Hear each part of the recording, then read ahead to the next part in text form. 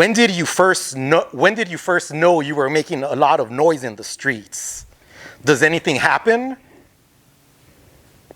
Well, I mean, we defined all city to have all the streets, have all the buses, have all the freeways, any yards from Pomona to Sylmar to Venice to Long Beach. That's what we thought all city was. I mean, come to find out that all city is just really like the metropolitan area. That's really all city, but we defined it a little bit deeper.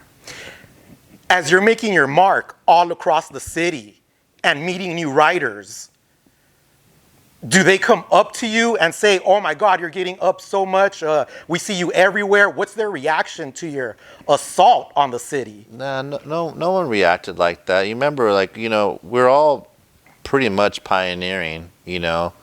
I didn't really think that there was any hierarchy. I mean, maybe other people would probably say something different. Maybe, you know, my ego wasn't my amigo back then, you know. Maybe I was, you know, really feeling my oats. I mean, I'm pretty young still, you know what I mean?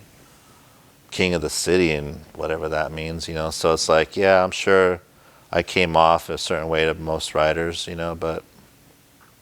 In 1987, Michael Jackson releases a music video for The Way You Make Me Feel. Was that in 87? At the 1 minute mark, he dances next to a wooden pole that reads WISK. Yeah. Was that your tag? No, Risky did it for me. Yeah. Did he do it specifically for the video, or did it just happen to film the video there? Yeah, it was a prop. It was a set.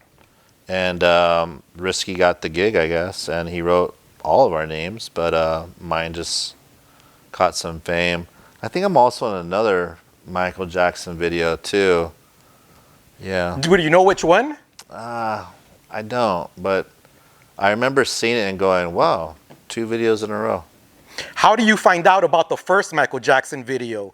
Does Risky tell you? Do you first see it on the TV? No one told me. I think it was like on Yo MTV Raps or some shit, and I don't know. I just saw it on MTV. Was there a reaction from your fellow writers seeing you? Any news get back to you? Nope.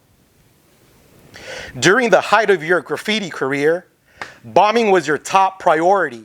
Before friends, before partying, even before relationships. What drove you to stay so dedicated and push yourself so hard? I just told myself I wasn't up. While you and Sir are out assaulting Los Angeles, we hear dozens of writers would meet in front of the Carl's Jr. on Fairfax and Olympic. Mm-hmm. As you mentioned, it was called the Writer's Bench. Yeah. How did the Writer Bench start, and who starts it?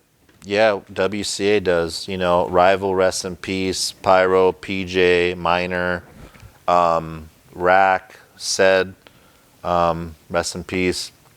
They all like would just go to Carl's Jr. from Fairfax High School because they all went to Fairfax, and they could just go to Carl's Jr. to, like, I don't know, bullshit or whatever, maybe talk some shop, I don't know. But we got wind of it and we started heading there, and then other writers started hearing about it, and they would start coming from all over the city. I remember seeing writers from LA High, from Roosevelt, from you know, even down Dorsey, like all writers from everywhere, you know, San Fernando. Like it really was the Writer's Bench. What year was this? Can you pinpoint? I mean, I was still in school, so it's like 85, 86. What exactly would happen there? Why was the Writer's Bench so important and influential? You know, I think that LA always wanted a place where all writers could meet up. You know, I think that was influenced by Style Wars probably too. You know, like there was a bench at Style Wars, so it's like, well, we want to meet up, I guess, too. Like we didn't have subways back then. You know, we had the buses, so like, you know, it was natural to meet at a spot where we can kill buses and bullshit. How would you and other writers work together to mob the buses there? I don't think there was any organization like that. It was just writers doing their thing. How long does the Writer's Bench last? it didn't seem like it lasted long. And Triax, you know, OTR, RTD Killer, Triax, he would always create different benches all over the city, but none ever got to the pinnacle of the Fairfax and Olympic bus bench.